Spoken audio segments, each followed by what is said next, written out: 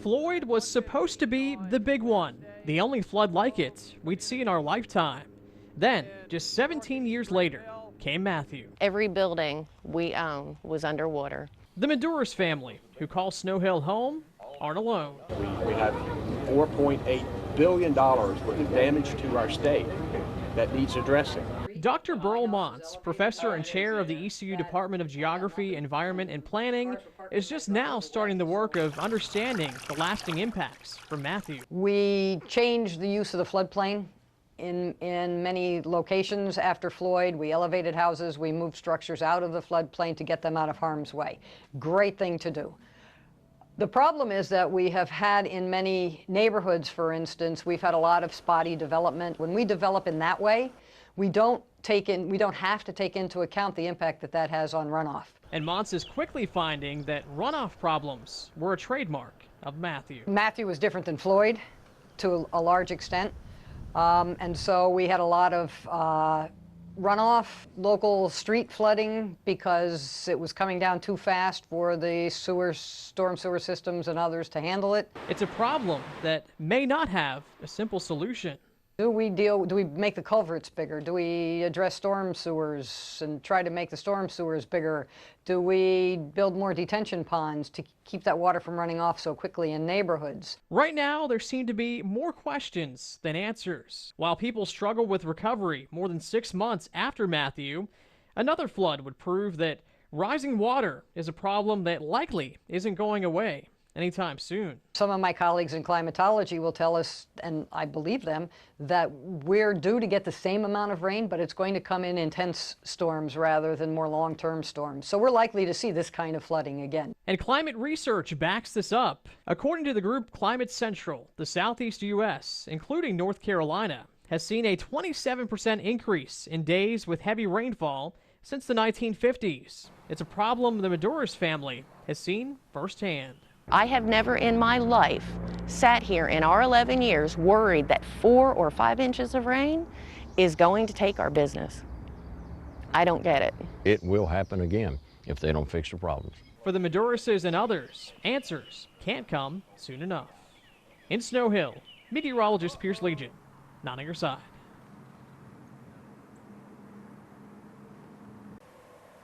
It's a place to get away. It's everything. It's a dream. A place to relax and find peace. A lot of times with our business, we get the military here.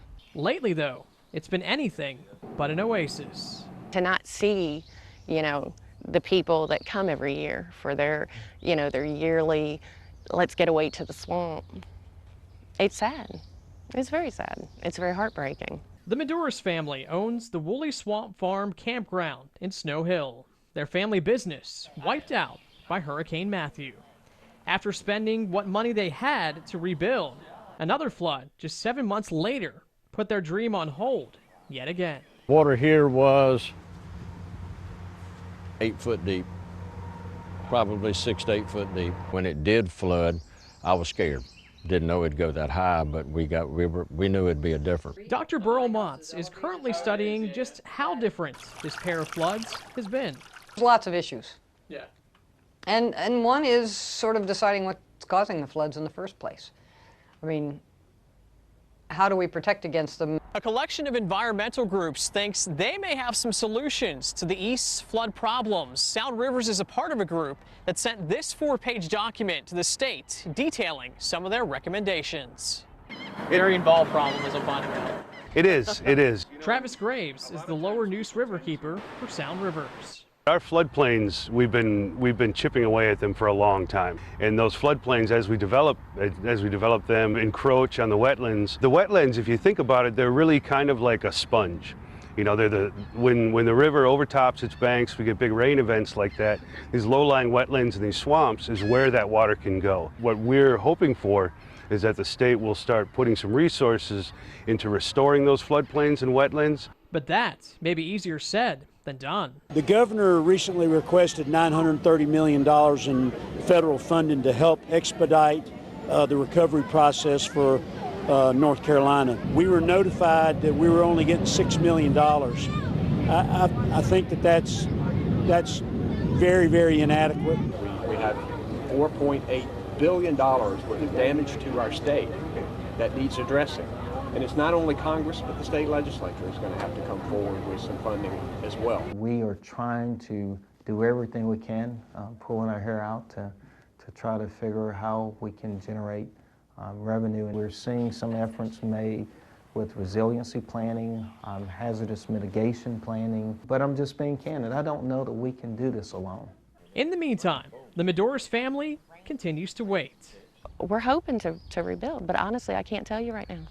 Their dream left hanging in the balance. We just pray. That's all we can do is hope and pray. In Snow Hill, meteorologist Pierce Legeion, 9 on your side.